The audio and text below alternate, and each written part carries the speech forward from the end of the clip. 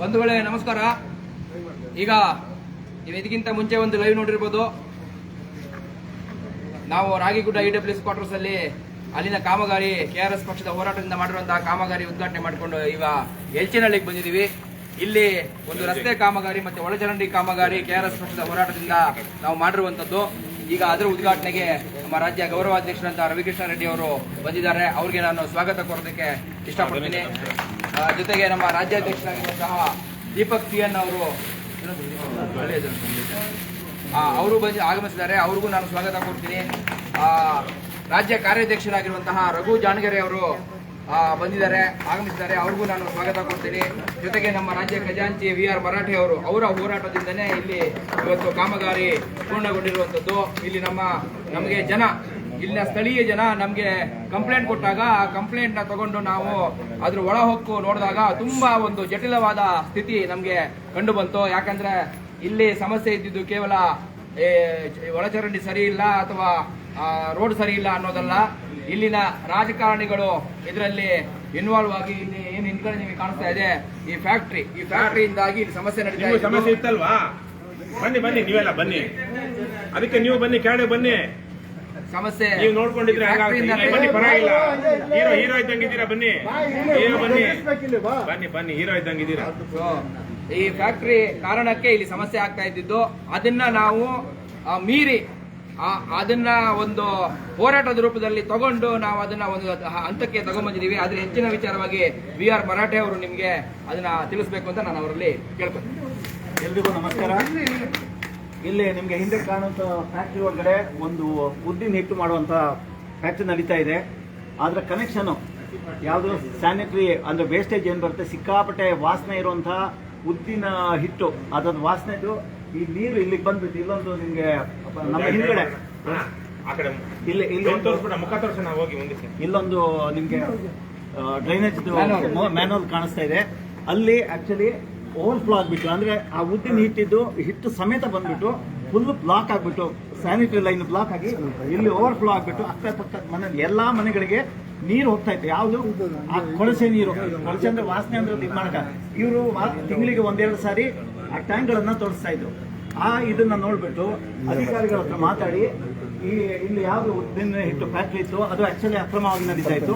First 2-3 ತಿಂಗಳು ಅವರಿಗೆ ಆ ಕಡೆ ಕನೆಕ್ಷನ್ ತಗೊಳ್ಳಿ, ಅಲ್ಲಿ ಒಂದು ಮೈನ್ ಡ್ರೈನೇಜ್ ಲೈನ್ ಇದೆ, ಆ ಕಡೆಗೆ ಅಲ್ಲಿಗೆ ಅದನ್ನ ಕನೆಕ್ಷನ್ ಕೊಡಿಸಿ ಇಲ್ಲಿ ಎಲ್ರಿಗೂ ಸಮಸ್ಯೆ ಆಗ್ತಾ ಇದೆ ಈ ರಸ್ತೆಯಲ್ಲಿ ಇರೋರಿಗೆ ಅಂತ ಹೇಳಿದ್ರು ಕ್ರಮ ಕೈಗೊಳ್ಳಿಲ್ಲ. ಆಮೇಲೆ ಸ್ವಲ್ಪ ಸೀರಿಯಸ್ ಆಗಿ ಪೊಲ್ಯೂಷನ್ ಕಂಟ್ರೋಲ್ ಬೋರ್ಡ್ ಮತ್ತೆ BBMP ಮತ್ತೆ BWSSB 3 ಜನ ಇದರಲ್ಲಿ ಆಕ್ಚುಲಿ ನಾವು ಫಾಲೋ ಅಪ್ ಮಾಡಿರೋದು. BWSSB ಅವ್ರು ಬಂದು ಇವರಿಗೆ ನೋಟಿಸ್ ಇಶ್ಯೂ ಮಾಡಿದ್ರು. ಪೊಲ್ಯೂಷನ್ ಕಂಟ್ರೋಲ್ ಬೋರ್ಡ್ ಅವರು ಇದು ಮಾಡಿದ್ರು, ಯಾಕಂದ್ರೆ ಅಕ್ರಮವಾಗಿ ಇದು ಮಾಡ್ತಾ ಇದ್ರು, ಯಾವುದೇ ಪರ್ಮಿಷನ್ ಇಲ್ಲದೆ ಮಾಡ್ತಾ ಇದ್ರು. ಇದು ಪೊಲ್ಯೂಷನ್ಗೂ ಬರುತ್ತೆ ಇದು ಆಕ್ಚುಲಿ ಈ ತರ ಆದಾಗ. ನೋಟಿಸ್ ಇಶ್ಯೂ ಮಾಡಿದ ಮೇಲೆ ಬೇರೆ ಕೆಲಸ ನಡೀತಾ ಇತ್ತು. ಆ ಟೈಮಲ್ಲಿ ಒಟ್ಟಿಗೆ ಇದನ್ನು ಹೈಟ್ ಮಾಡಿಬಿಟ್ಟು ಎಲ್ಲ ಮಾಡ್ತೀವಿ ಅಂತ ಹೇಳಿದ ಇದರಲ್ಲಿ ನಮ್ಮ ಹೋರಾಟ ಏನಿದೆ ಆ ನಿಟ್ಟಿನಲ್ಲಿ ಇದು ಕಾಮಗಾರಿ ಇಷ್ಟು ಒಳ್ಳೆ ಮಟ್ಟದಲ್ಲಿ ಅಂದ್ರೆ ಹೈಟ್ ಮಾಡಿ ಇವಾಗ ಯಾವುದೇ ನೀರು ಒಳಗಡೆ ಹೋಗೋಕ್ಕೆ ಸಾಧ್ಯನೇ ಇಲ್ಲ. ಎಷ್ಟೇ ಇಲ್ಲಿ ಓವರ್ಫ್ಲೋ ಆದ್ರೂ ಓವರ್ಫ್ಲೋ ಆಗೋದೇ ಇಲ್ಲ, ಯಾಕಂದ್ರೆ ಆ ಕಡೆ ಕನೆಕ್ಷನ್ ಕೊಟ್ಟಾಗಿದೆ. ಸೊ ಈ ತರ ಒಂದು ನಮ್ಮ KRS ಪಕ್ಷದ ಹೋರಾಟ ನಮಗೆಲ್ಲ ಸ್ಫೂರ್ತಿ ಯಾರು ನಾವೇ ಮಾಡುವಂತಹ ಕೆಲಸ. ಈಗ ಅಲ್ಲಿ EWS ಕ್ವಾರ್ಟರ್ಸ್ ಹತ್ರ ಹೋಗಿದ್ರು JP ನಗರ, ಅಲ್ಲಿ ಯಾರು ಇನ್ನೊಂದು ತಂಡ ಕೆಲಸ ಮಾಡ್ತು, ಇಲ್ಲಿ ಒಂದು ತಂಡ ಮಾಡ್ತು. ಅಲ್ಲಿ ಇವಾಗ ನೆಕ್ಸ್ಟ್ ಹೋಗೋ ಕಡೆ ಅಲ್ಲಿ ಇಲ್ಲೇ ಈಗ ನೆಕ್ಸ್ಟ್ ಹೋಗೋ ಜಾಗ ಇದೆ, ಅಲ್ಲೂ ಅಷ್ಟೇ 1.5 ಕಿಲೋಮೀಟರ್ ದೂರ ಸುತ್ಕೊಂಡು ಹೋಗ್ತಾ ಇದ್ರು, ಅಲ್ಲಿ ಒಂದು ತಂಡ ಕೆಲಸ ಮಾಡ್ತು. ಈ ತರ ಬೇರೆ ಬೇರೆ ಕೆಲಸ ಭಾಗದಲ್ಲಿ ನಾವು ಕೆಲಸ ಮಾಡ್ತೇವೆ, ಆದ್ರೆ ಜನಗಳಿಗೆ ರೀಚ್ ಆಗ್ತಾ ಇಲ್ಲ. ಕಾರಣ ಏನು? ಮೀಡಿಯಾದವರು ಅವರಿಗೆಲ್ಲ ಇದು ಬೇಕಾಗೇ ಇಲ್ಲ. ನಾವು ಎಲ್ಲಿ ಫೇಸ್ಬುಕ್ ಲೈವ್ ಮಾಡ್ತೇವೆ ಅದು ಮಾತ್ರ ಜನಗಳಿಗೆ ರೀಚ್ ಆಗ್ತಾ ಇದೆ. ಮತ್ತೆ ಇಲ್ಲಿ ಬಂದು ದೊಡ್ಡ ದೊಡ್ಡ ವ್ಯಕ್ತಿಗಳು ಅಂತ ಹೇಳ್ಕೊಳ್ಳೋರು ಕೆಲಸ ನಡಿಬೇಕಾದ್ರೆ ಬಂದು ನಿಂತ್ಕೊಂಡು ಪೋಸ್ ಕೊಟ್ಕೊಂಡು ಹೋಗ್ತಾರೆ. ಈ ಜನಗಳು ಏನ್ ಅನ್ಕೋತಾರೆ ಅವರಿಂದನೇ ಆಗಿರೋದಂತ. ನಮ್ಗೆ ಆ ಒಂದು ಗುಣ ಬಂದಿಲ್ಲ. ನಾವೇ ಸ್ವಲ್ಪ ಪ್ರಚಾರ ಮಾಡ್ಬೋದು, ಆದ್ರೆ ಅಲ್ಲೇ ಬಂದು ನಿಂತ್ಕೊಂಡು ನಾವೇ ಮಾಡಿದ್ದು ಹೇಳೋದು ನಾವಂತೂ ಖಂಡಿತ ಮಾಡ್ಕೊಳ್ಳಲ್ಲ. ಹಾಗಾಗಿ ನಾವು ಒಂದು ಯೋಚನೆ ಮಾಡಿದ್ವಿ, ಹೇಗೂ ನಾವು ಇಲ್ಲಿ 2-3 ಕಾಮಗಾರಿಗಳ ಬಗ್ಗೆ ಮಾತಾಡಬೇಕು, ಈ ಒಂದು ಸಬ್ಜೆಕ್ಟ್ ತಗೊಂಡು ಇವತ್ತು ಜನಗಳಿಗೆ ತಿಳಿಸೋ ಪ್ರಯತ್ನ ಮಾಡೋಣ ಅಂತ ನಾವು ಇವತ್ತು ಇಲ್ಲಿ ಇದ್ದೀವಿ. ಇದಕ್ಕೆ ನಾವು ಸಾಂಕೇತಿಕವಾಗಿ ಇದು ಉದ್ಘಾಟನೆ ಅಲ್ಲ, ಅಲ್ಲಿ ಎಂಟ್ರೆನ್ಸ್ ಅಲ್ಲಿ ರಂಗೋಲಿ ಹಾಕಿದೀವಿ, ಅಲ್ಲಿ ಸ್ವಲ್ಪ ಬಿಡಿ ಹೂವು ಹಾಕ್ಬಿಟ್ಟು ಒಂದು ಕಾಯಿ ಹೊಡೆದು ಒಂದು ಸಾಂಕೇತಿಕ ಉದ್ಘಾಟನೆ ಮಾಡ್ತಾ ಇದೀವಿ. ಯಾಕಂದ್ರೆ ಜನಗಳಿಗೆ ಯಾರು ಕೆಲಸ ಮಾಡಿಸ್ತಾರೆ ಗೊತ್ತಿರಲಿ ಅನ್ನೋ ವಿಚಾರಕ್ಕಾಗಿ ಅಷ್ಟೇ. ಇವರು ವೋಟ್ ತಗೊಳಕ ಅಥವಾ ರಾಜಕೀಯವಾಗಿ ಬೇರೆ ಬೇರೆ ಬಣ್ಣ ತಗೋತಾರೆ ಅದಕ್ಕೆ, ಅಥವಾ ಬೇರೆ ಬೇರೆ ಥರ ಅದನ್ನು ಪ್ರಾಜೆಕ್ಟ್ ಮಾಡ್ತಾರೆ. ಆದರೆ ನಾವು ಅದೆಲ್ಲ ಜನಸಾಮಾನ್ಯರ ಕೆಲಸಗಳು ಏನಿದೆ ಅದು ಪ್ರಾಮಾಣಿಕವಾಗಿ ಮಾಡುವಂಥ ನಾವು ಏಕೈಕ ತಂಡ ಸದ್ಯಕ್ಕೆ ನಾವು ಕರ್ನಾಟಕದಲ್ಲಿ ನೋಡಿದ್ರೆ TRS ಪಕ್ಷ. ಇದು ಬಹುತೇಕರಿಗೆ ಗೊತ್ತಿದೆ ಅಂತ ಹೇಳ್ತಾ, ಸರ್ ನೀವು ಏನಾದ್ರು ಒಂದೆರಡು ಮಾತು ಇಲ್ಲ, ಒಂದು ಕೆಲಸ ಮಾಡೋಣ. ಎಲ್ಲಿ ಸುಧಾ ಜೋಶಿ ಒಂದ್ ನಿಮಿಷ, ಅದು ಮರಾಠಿ ಅವರ ಇದು ಮಾಡ್ಬೋದು. ಇಲ್ಲ, ದೀಪಕ್ ಕೊಡಿ. ಇವರು ಸುಧಾ ಜೋಶಿ ಅವರು ನಮ್ಮ ರಾಜ್ಯ ಗೌರವಾಧ್ಯಕ್ಷರಿಗೆ ಸ್ವಾಗತ ಕೋರಬೇಕು, ಮಾಲಾರ್ಪಣೆ ಮಾಡಿ ಸ್ವಾಗತ ಕೋರ್ತೀನಿ. ಇವರು ಇಲ್ಲಿ ಸ್ಥಳೀಯರು, ಇವರು ಈ ಸಮಸ್ಯೆಯಿಂದ ಬಳಲಿದಂತವರು. ಅವ್ರಿಗೆ ಈಗ ಈ ಸಮಸ್ಯೆ ಸಾಲ್ವ್ ಆಗಿರೋದಕ್ಕೆ ಅವ್ರಿಗೆ ನಿರಾಳ ಆಗಿದೆ. ಅದರಿಂದ ನಮ್ಗೆಲ್ಲ ಸ್ಫೂರ್ತಿಯಾಗಿರುವಂತಹ ರಾಜ್ಯ ಗೌರವಾಧ್ಯಕ್ಷರಿಗೆ ನೀವು ಮಾಲಾರ್ಪಣೆ ಮಾಡಿ ಸ್ವಾಗತ ಕೋರಬೇಕು. ಕರ್ನಾಟಕ ರಾಷ್ಟ್ರ ಸಮಿತಿ ಪಕ್ಷಕ್ಕೆ ಪಾರ್ಟಿಗೆ ಒಂದ್ ನಿಮಿಷ. ಈ ಸಮಸ್ಯೆಯಿಂದ ನಿಮ್ಗೂ ಸಮಸ್ಯೆ ಇತ್ತು ಸರ್? ಇದು ಹಿಂದೆ ಹಾಕಿ ಬರೋಣ. ಇದೆ ಏನ್ ನಿಮ್ಮ ಹೆಸರು? ಕಮಲ್. ಬನ್ನಿ ಸರ್, ಬನ್ನಿ. ನಿಮ್ ಸಮಸ್ಯೆ ಪರಿಹಾರ ಆಗಿದೆಯಾ? ಬನ್ನಿ. ಇಲ್ಲಿ ಸಾಲ್ವ್ ಮಾಡಿದವ್ರು ಯಾರು? ಮರಾಠಿ ಅವರಲ್ವಾ? ನೀವೆಲ್ಲ ಸೇರಿ ಬನ್ನಿ ಸರ್. ಎಷ್ಟು ಜನ ಗೊತ್ತಿದೆ ಇಲ್ಲಿ ನಮ್ಮ ಆಗಿದೆ ಅಲ್ವಾ? ಹಾಕಿ ಮರಾಠಿ ಅವ್ರಿಗೆ ಹಾಕಿ. KRS ಪಕ್ಷದ ಕಾರ್ಯದರ್ಶಿ ಮರಾಠಿ ಅವರಿಗೆ, ಪಕ್ಷಕ್ಕೆ, KRS ಪಾರ್ಟಿಗೆ, ಬಾಯಲ್ಲಿ ಟಿ ರಾಷ್ಟ್ರರೇ, ನಾಡ ಪ್ರೇಮಿಗಳೇ, ಲಂಚಮುಕ್ತ ಕರ್ನಾಟಕ ನಿರ್ಮಿಸೋಣ, ಭ್ರಷ್ಟಾಚಾರ ಮುಕ್ತ ಕರ್ನಾಟಕ ನಿರ್ಮಿಸೋಣ, ಬಸವಣ್ಣನ ಕಲ್ಯಾಣ ಕರ್ನಾಟಕ ನಿರ್ಮಿಸೋಣ, ಕುವೆಂಪುರವರ ಸರ್ವೋದಯ ಕರ್ನಾಟಕ ನಿರ್ಮಿಸೋಣ.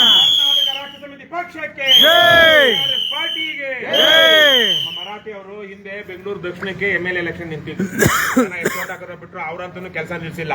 2014ರಲ್ಲಿ ನಾನು ಆಮ್ ಆದ್ಮಿ ಪಕ್ಷದಿಂದ ಬೆಂಗಳೂರು ರೂರಲ್ ಎಲೆಕ್ಷನ್ ಕಂಟೆಸ್ಟ್ ಮಾಡಿದಾಗ ಆವಾಗ ಪರಿಚಯ ಆದವರು ಮರಾಠಿ ಅವರು. 12 ವರ್ಷಗಳಿಂದ ನಿರಂತರವಾಗಿ ಕೆಲಸ ಮಾಡ್ತಾನೆ ಬರ್ತಾ ಇದ್ದಾರೆ. ಈ ಭಾಗದಲ್ಲಿ ಅನೇಕ ಸಮಸ್ಯೆಗಳನ್ನ ಪರಿಹಾರ ಮಾಡಿದ್ದಾರೆ. ದೊಡ್ಡ ದೊಡ್ಡ ಗೂಂಡಾಗಳನ್ನ, ರೌಡಿಗಳನ್ನ ಅವ್ರನ್ನೆಲ್ಲ ಎದುರು ಹಾಕೊಂಡು ನಿಮ್ ಪರವಾಗಿ ಹೋರಾಟ ಮಾಡಿದ್ದಾರೆ. ಅವ್ರಿಗೇನು ಆಗ್ಬೇಕಾಗಿರ್ಲಿಲ್ಲ, ಆಗ್ಬೇಕಾಗಿತ್ತು ಅವ್ರಿಗೆ ಆಗ್ಬೇಕಾಗಿರೋ ನೂರಾರು ಕೆಲಸಗಳನ್ನ ಮರಾಠಿ ಅವ್ರು ಮಾಡಿದ್ದಾರೆ. ಅವ್ರಿಗೇನು ರೇಷನ್, ಅವರು ಗಂಡ ಹೆಂಡತಿ ಇಬ್ರು ಕೈ ತುಂಬಾ ದುಡಿತಾರೆ. ಅವ್ರ ಮನೆಯವ್ರಂತೂ ಕೇಂದ್ರ ಸರ್ಕಾರದ ಉದ್ಯೋಗಿ. ಇವ್ರಿಗಂತೂ BPL ಕಾರ್ಡ್ ಇಲ್ಲ, ಸುಳ್ಳು ಪಳ್ಳು ಹೇಳಿ ಮಾಡಿಸ್ಕೊಳ್ಳೋದು ಆಗೋದು ಇಲ್ಲ. ಅವ್ರ BPL ಕಾರ್ಡು ಇಲ್ಲ. ಅನ್ನಭಾಗ್ಯದಿಂದ ಇವ್ರಿಗೇನು ಉಪಯೋಗ ಆಗುತ್ತೆ? ಆದ್ರೆ ಇವತ್ತು ಇಡೀ ರಾಜ್ಯದಲ್ಲಿ ಅನ್ನಭಾಗ್ಯದಲ್ಲಿ ಆಗ್ತಿದ್ದಂತ ಅದೇನು ಅಕ್ರಮ, ಇದು ಮೋಸ, ರೇಷನ್ ಕೊಡೋದ್ರಲ್ಲಿ ಮೋಸ ಆಗ್ತಿದ್ದು, ಅದನ್ನ ಬಹಳ ದೊಡ್ಡ ಮಟ್ಟದಲ್ಲಿ ತಡೆದವರು ಅಂದ್ರೆ ನಮ್ಮ ಮರಾಠಿ ಅವರು. ಅವರು ಬಡವರಿಗಾಗಿ ನೂರಾರು ಜನರ ಕೆಲಸ ಮಾಡಿದ್ದಾರೆ. ಹಾಗಾಗಿ ನೀವೆಲ್ಲ ನಿಮ್ಮ ಏರಿಯಾದಲ್ಲೇ ಇಷ್ಟೆಲ್ಲ ಎಷ್ಟು ಜನರ ಜೊತೆ ಮಾತಾಡಿರ್ಬೋದು, ಅವರು ಎಷ್ಟು ಜನರು ಕಂಪ್ಲೇಂಟ್ ಕೊಟ್ಟಿರ್ಬೋದು, ಎಷ್ಟು ಆಫೀಸರ್ಗಳ ಹತ್ರ ಹೋಗಿರ್ಬೋದು. ಹಾಗಾಗಿ ನೀವೆಲ್ಲ ಅವ್ರಿಗೆ ಅವ್ರ ಬಗ್ಗೆ ಜ್ಞಾಪಕ ಇಟ್ಕೊಳ್ಬೇಕು. ಮತ್ತೆ ಮುಂದಿನ ಸಲ ಅವ್ರು ಹೇಳೋ ಅಂತಾರೆ ಒಂದಷ್ಟು ಗಮನಿಸಿ ಓಟ್ ಕೊಡಿ. ನೀವು ಓಟ್ ನಿಮ್ಮದೇನೆ, ಆದ್ರೆ ಯಾವನೋ ಹಲ್ಕ ಬಂದು ಎಣ್ಣೆ ಹಂಚಿ, ಬಾಟ್ಲ್ ಹಂಚಿ, ಗಂಡಸರಿಗೆ ಲಿಕ್ಕರು, ಹೆಂಗಸರಿಗೆ ಕುಕ್ಕರ್ ಹಂಚಿ ಓಟ್ ಕೇಳ್ತಾರಲ್ಲ ತಪ್ಪ. ಏನಮ್ಮ ತಾಯಿ, ನಿಮ್ಮ ಮನೆ ಕುಕ್ಕರ್ ಇದೆ ಅಲ್ವಾ? ಕುಕ್ಕರ್ ಇಟ್ಕೊಂಡು ಕುಕ್ಕರ್ ಕೊಡೋನ್ ಓಟ್ ಹಾಕಿದ್ರೆ ಒಳ್ಳೇದಾಗುತ್ತೆ ನಮ್ಮ. ಗಂಡನೋ ಮಾನ ನೀವೇ ದುಡ್ಡು ಸಂಪಾದನೆ ಮಾಡಿ ಸೀರೆ ತಗೊಳ್ತೀರಾ. ಯಾವ್ದೋ ಕಿತ್ತಾಗಿರೋ 50 ರೂಪಾಯಿ ಸೀರೆ ತಂದು ಕೊಟ್ರೆ ಸೂರತ್ತಿಂದ, ಅದನ್ನೇ ಸೀರೆ ಕೊಟ್ರು ಅಂತ ಹೋಗ್ತಾರೆ. ಹಾಗಾಗಿ ಅಂತವ್ರಿಗೆಲ್ಲ ಮಾಡಿದ್ರಿ ಸಲ ಒಳ್ಳೆಯವ್ರು ಓಟ್ ಹಾಕಿ. ಇವಾಗ ಮರಾಠಿ ನಮ್ಮ ದೀಪಕ್ ಎಲ್ಲಿ ಕೊಡಿ, ಅದು ತೆಂಗಿನಕಾಯಿ, ಅದನ್ನ ಅವ್ರು ಒಳ್ಳೇದಾಗ್ಲಿ, ಎಲ್ಲ ಆ ಕಣ್ಣು ಈ ಕಣ್ಣು ಮಾರಿ ಕಣ್ಣು ಅವರಿ ಕಣ್ಣು ಎಲ್ಲ ತೋಲಗಲಿ ಅಂತೇಳಿ ದೃಷ್ಟಿ ನಿವಾಳಿಸಿ ಇವಾಗ ದೀಪಕ್ ಅವ್ರ ನಮ್ಮ ಪಕ್ಷದ ಅಧ್ಯಕ್ಷರು ಅವರು ಅದನ್ನ ಈ ಕೆಲಸ ಆಗಿರೋದಕ್ಕೆ ಧನ್ಯವಾದ ತಿಳಿಸ್ತೀನಿ ಪ್ರಕೃತಿಗೆ. ಚೇಂಬರ್ ಕಿತ್ತೋದ್ರೆ ಕರ್ನಾಟಕ ರಾಷ್ಟ್ರ ಸಮಿತಿ ಪಕ್ಷಕ್ಕೆ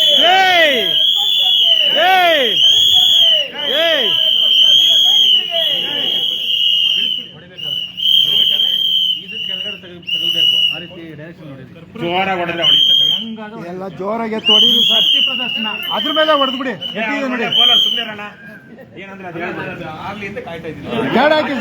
ಕೇಳಾಕಿ ಬಗ್ಸಿಗೆ ಹೊಡಿದೀವಿ.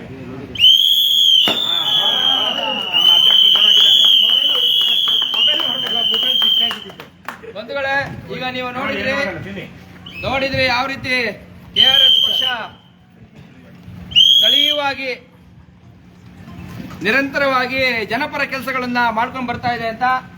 ಇದಕ್ಕೆ ಮೇನ್ ಕಾರಣ ನಮ್ಮ ರಾಜ್ಯ ಗೌರವಾಧ್ಯಕ್ಷರ ರವಿಕೃಷ್ಣ ರೆಡ್ಡಿ ಅವರು ನಮಗೆಲ್ಲ ಸ್ಫೂರ್ತಿ ತುಂಬಿ ಜನಸಾಮಾನ್ಯರು ನಾಯಕರಾಗಿ ಬೆಳಿಬೇಕು ಅಂತ ಹೇಳಿ ನಮ್ಮನ್ನೆಲ್ಲ ಒಂದು ಏನು ನಾಯಕತ್ವದ ಏನು ದಾರಿ ತೋರಿಸಿ ನಮ್ಮನ್ನ ನಾಯಕರನ್ನಾಗಿ ಮಾಡ್ತಾ ಇರುವಂತದ್ದು.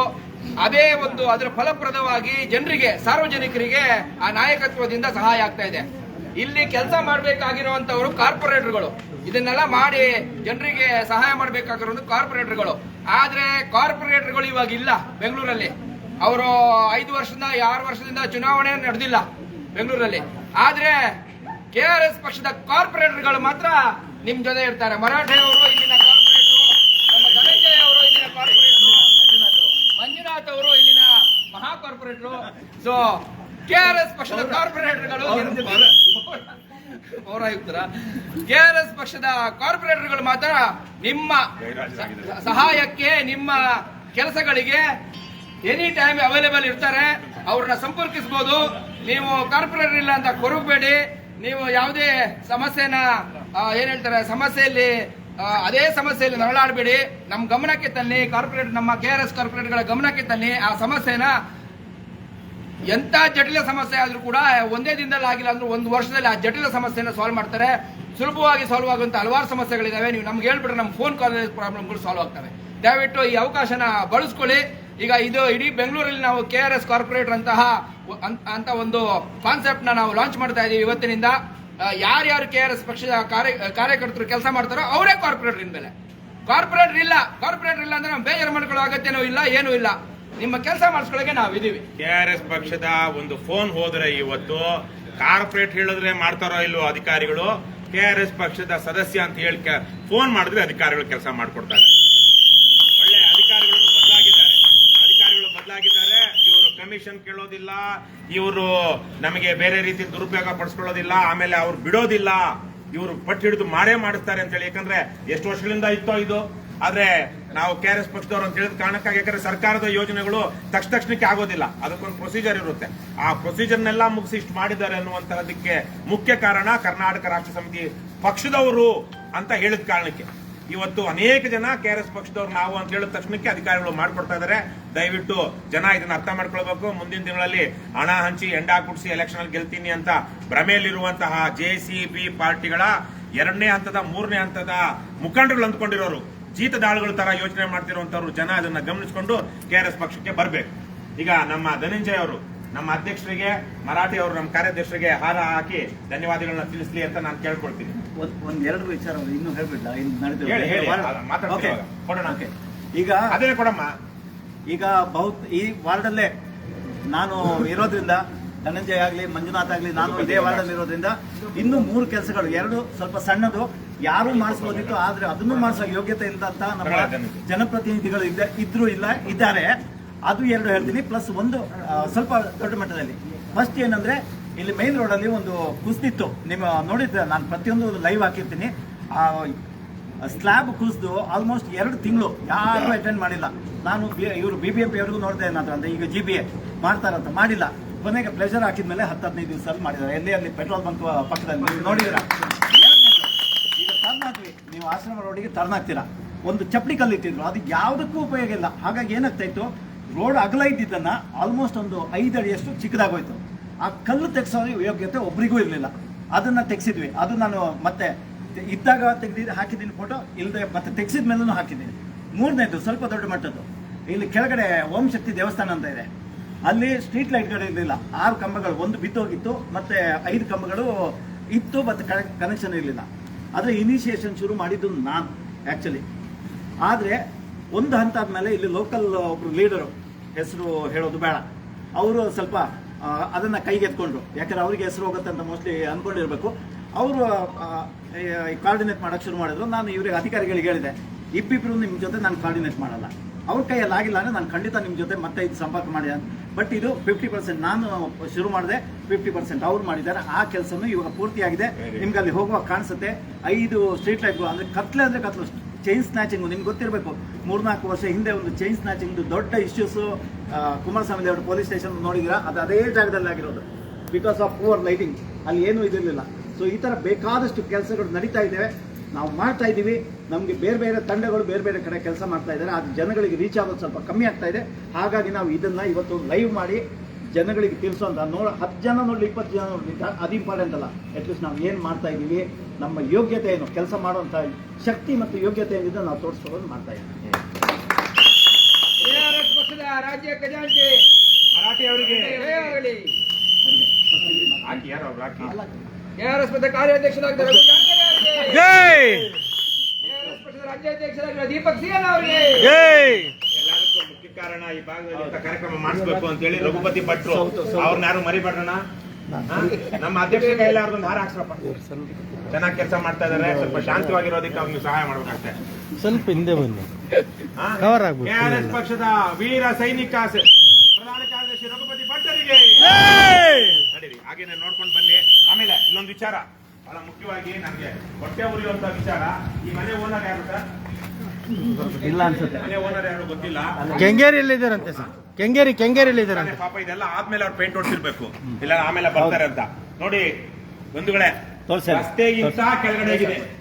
ಯಾವುದೇ ಜಾಗದಲ್ಲಿ ಲೇಔಟ್ ಆದಾಗ ಮನೆ ಕಟ್ಟುವಂತವ್ರು ನಾನು ಸ್ವತಃ ಕಂಡ ಹಾಗೆ ರಸ್ತೆ ಏನಿರುತ್ತೋ ಅದಕ್ಕಿಂತ 2 ಅಡಿ ಮೇಲಕ್ಕೆ ಬಾಗಿಲಿಡ್ತಾರೆ. ರಸ್ತೆ ಏನಿರುತ್ತೋ ಆ ಭಾಗದಲ್ಲಿ ಅದಕ್ಕಿಂತ 2 ಅಡಿ ಮೇಲಕ್ಕೆ, ಅಂದ್ರೆ ಇದು ಮೊದಲು ಮೂಲ ಮಟ್ಟ ಇಲ್ಲಿ ಬಹುಶಃ 2 ಅಡಿ ಕೆಳಗಡೆ ಇತ್ತು. ಈ BBMP ಅಧಿಕಾರಿಗಳು, ಗ್ರಾಮ ಪಂಚಾಯತಿ ಅಧಿಕಾರಿಗಳು ಎಷ್ಟು ಅಯೋಗ್ಯರು, ಇಂಜಿನಿಯರ್ಗಳು ಎಷ್ಟು ನಾಲಾಯಕಗಳು ಅರ್ಥನೇ ಆಗೋದಿಲ್ಲ. ಇವತ್ತು ಅವ್ರ ಮನೆ ಕಟ್ಟಿ ಬಹುಶಃ ಒಂದು 20-25 ವರ್ಷ ಆಗಿರ್ಬೋದು. 20 ವರ್ಷದಲ್ಲಿ ರಸ್ತೆ ಇದಕ್ಕಿಂತ 2 ಅಡಿ ಕೆಳಗಡೆ ಇದ್ದ ರಸ್ತೆ ಇವತ್ತು 2 ಅಡಿ ಮೇಲಕ್ಕೆ ಬಂದಿದೆ. ಇಲ್ಲಿ ಮಳೆ ಬಿದ್ರೆ ನೀರು ಒಳಗಡೆ ಹೋಗುತ್ತೆ. ಅದನ್ನು ಆಕ್ಚುಲಿ ಅದು ಏನು ಹೊಸಲುಗಿಂತ ಮೇಲಕ್ಕೆ ಅವ್ರು ತಂದಿದ್ದಾರೆ. ಆವಾಗಲೂ ನೀರು ಒಳಗಡೆ ಹೋಗದೆ ಇರಲಿ ಅಂತ. ಹೊಸಲನ್ನೇ ಇವಾಗ ಪೂರ್ತಿ ಆ ಮಟ್ಟಕ್ಕಿದೆ. ನೀರೇನಾದ್ರು ಹೆಚ್ಚಾಗಿ ನೀರು ಬಂದ್ರೆ ಇಲ್ಲಿ ಒಳಗಡೆ ಹೋಗುತ್ತೆ. ನಾನು ಕೇಳ್ಕೊಳ್ಳೋದಿಷ್ಟೇ, ಅದೇನು ಓದಿದ್ದೀರೋ ಮಾನ ಮರ್ಯಾದೆಯಿಂದ ಓದಿರೋದನ್ನ ಸ್ವಲ್ಪ ಅಳವಡಿಸ್ರಯ್ಯ. ಕಾಂಟ್ರಾಕ್ಟರ್ಗಳು, ಇಂಜಿನಿಯರ್ಗಳು ನಿಮ್ಮ ಓದಿಗೆ, ನಿಮ್ಮ ಕೆಲಸಕ್ಕೆ ಏನೇನು ಮಾನ ಮರ್ಯಾದೆ ಇಲ್ಲದ ರೀತಿಯಲ್ಲಿ ಕಾಮಗಾರಿ ಮಾಡ್ತೀರಾ. ಅವೈಚಾರಿಕವಾದ ಅವಿದ್ಯಾವಂತರು ಅಂತ ಹಿಂದೆ ನಮ್ಮ ಎಷ್ಟೋ ಜನ ಮೇಸ್ತ್ರಿಗಳು ಅವ್ರ ಪಾಪ ಏನು ಅಕ್ಷರಾಭ್ಯಾಸ ಕಲ್ತವ್ರಲ್ಲ, ನಿಮ್ಮಾಗೆ ಯೂನಿವರ್ಸಿಟಿಯಿಂದ ಸರ್ಟಿಫಿಕೇಟ್ ತಗೊಂಡವ್ರಲ್ಲ, ಅವರೇ ಎಷ್ಟೋ ಚೆನ್ನಾಗಿ ರಸ್ತೆಗಳು ಮಾಡ್ತಾ ಇದ್ರು, ಮನೆಗಳು ಕಟ್ತಾ ಇದ್ರು. ನೀವು ಮಾಡೋ ರಸ್ತೆಗಳಿಗೆ ನಿಮಗೆ ಯಾವನಾರು ಹಿಡ್ಕೊಂಡು ಈ ಮನೆಯವರು ನಮ್ಮ ರಸ್ತೆ ನಮಗೆ ಮೊದಲು ಕೆಳಗಡೆಗಿತ್ತು. ನಾವು ರಸ್ತೆಗಿಂತ ಮೇಲೆ ಮನೆ ಕಟ್ಟಿದ್ವಿ. ಇವತ್ತು ರಸ್ತೆ ಮೇಲಕ್ಕೆ ಬಂದು ಮಳೆ ನೀರು ನಮ್ಮ ಮನೆಗಳು ನುಗ್ಗುತ್ತೆ ಅಂತೇಳಿ ಇವರು BBMP ಮೇಲೆ ಕೋರ್ಟಲ್ಲಿ ಕೇಸ್ ಹಾಕ್ಬೇಕು. ನಮ್ಮ ಜನಕ್ಕೂ ಬುದ್ಧಿ ಇಲ್ಲ. ಸುಮ್ನೆ ಯಾವ್ಯಾವ್ದೋ ಇಲ್ಲ ಸಲ್ಲದ ವಿಚಾರಗಳಿಗೆ ತಲೆ ಕೆಡಿಸ್ಕೊಳ್ತಾರೆ. ಇಂಥ ಮನೆ ಲಕ್ಷಾಂತರ ರೂಪಾಯಿ ಕಟ್ಕೊಂಡಿರುವಂತವ್ರು ಒಂದು 10,000-20,000 ಖರ್ಚಾದ್ರೆ ಆಗಲಿ ಅಂತೇಳಿ ಒಳ್ಳೆ ಲಾಯರ್ನ ಇಟ್ಕೊಂಡು ಪರಿಹಾರ ಕೇಳಿ ಕೋರ್ಟ್ ಕೇಸ್ ಹಾಕ್ಬೇಕು. ಹಿಂದೆ ನಿಮ್ಗೆ ಗೊತ್ತಿರಬಹುದು, ಮೊನ್ನೆ ತಾನೇ ಅಮೆರಿಕದಲ್ಲಿ ನಮ್ಮದೇ ದೇಶದ ಒಬ್ಬ ಹೆಣ್ಮಗಳು ಅಮೆರಿಕದಲ್ಲಿ ಕೆಲಸ ಮಾಡ್ತಿರೋವಾಗ ಒಬ್ಬ ಪೊಲೀಸವನು, ಅಮೆರಿಕದ ಪೊಲೀಸು ಒಂದು ಏನೋ ಬೇಜವಾಬ್ದಾರಿಯಿಂದ ಬಂದು ಗುದ್ದಿದ್ದಕ್ಕೆ ಆ ಹೆಣ್ಣು ಮಗಳು ಅಲ್ಲೇ ಸ್ಪಾಟಲ್ಲೇ ಸತ್ತಿದ್ದಕ್ಕೆ ಇವತ್ತು ಆ ಊರಿನ ಕಾರ್ಪೊರೇಷನ್ ಅವರು 250 ಕೋಟಿ ರೂಪಾಯಿ ಆ ಹೆಣ್ಣು ಮಗಳ ಪೋಷಕರಿಗೆ ಪರಿಹಾರ ಕೊಡಬೇಕು ಅಂತ ಹೇಳಿದ್ದಾರೆ. ಅದೇ ತರಕ್ಕೆ ಎಲ್ಲಿ ಗುಂಡಿ ಬಿದ್ದಿದೆ, ಅಲ್ಲೇನಾದ್ರು ಸತ್ತಾಗ ಅವರಿಗೆ ನಮ್ಮ BBMP ಅವರು ಪರಿಹಾರ ಕೊಡಬೇಕು. ಈ ತರ ರಸ್ತೆಗಳು ಮಾಡಿ, ಇದು ಅವೈಜ್ಞಾನಿಕ ಕಾಮಗಾರಿಗಳು ಮಾಡಿ ಈಗಾಗಲೇ ಇರುವಂತವರಿಗೆ ನಷ್ಟ ಮಾಡ್ತಾ ಇದ್ರೆ ಅದಕ್ಕೆ ಪರಿಹಾರ BBMP ಅವರು ಕೊಡಬೇಕು.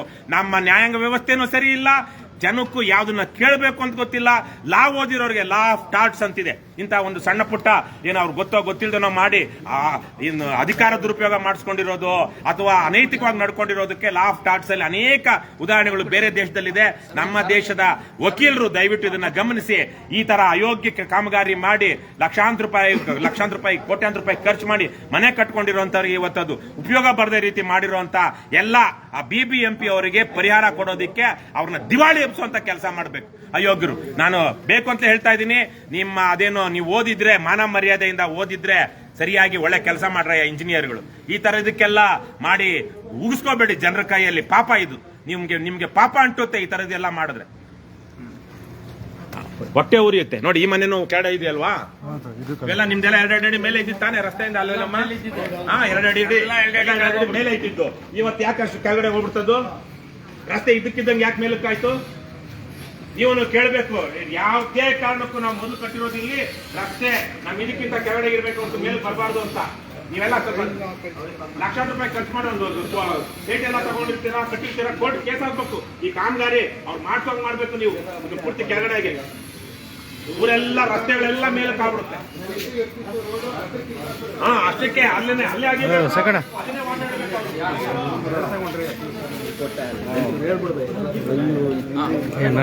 ನೋಡಿ, ಇದು ಅಷ್ಟೇ ಅಲ್ವಾ? ಎಲ್ಲ ಹಳೆ ಮನೆಗಳೆಲ್ಲ ಕೆಳಗಡೆ ಹೊಸದಾಗಿ ಕಟ್ಟಿರೋ ಮನೆಗಳು ಮಾತ್ರ ಇಲ್ಲಿ ಬಂದಿದೆ. ಹೀಗೆ ಯಾವ ಊರಲ್ಲಿ ಅಲ್ಲಂತೂ ನೀವು ಇದು ಬಂದ್ಬಿಟ್ಟಿದೆ. ಏನಂತಾರೆ ಅದು ಬೆಡ್ ಟಾಪ್ ಎಲ್ಲ ಸಿಸಿ ಸಿಮೆಂಟ್ ನೋಡಿ. ಇದು ಅಷ್ಟೇ ಫೋನ್ ಮೇಲೆ ಮಾಡೋಣ. ಇದು ಹಳೆ ಮನೆ. ನನಗೊಂದು ಫೋನ್ ಮಾಡಿ ಅಣ್ಣ ಏನಾಯ್ತು ಎಲ್ಲ ಹೋಗುತ್ತೆ. ಅವತ್ತು ನಿಮ್ಗೆ ಡಾಕ್ಯುಮೆಂಟ್ ತರಕ್ಕೆ ನೀವೇ ಮನೆಗಳಿಗೆ ಪಾಪ ಸ್ವಲ್ಪ ಜೋರ್ ಮನೆ ಬಂತು ಅಂದ್ರೆ 2 ನಿಮಿಷದಲ್ಲಿ ಮನೆ ತುಂಬಿಡುತ್ತೆ.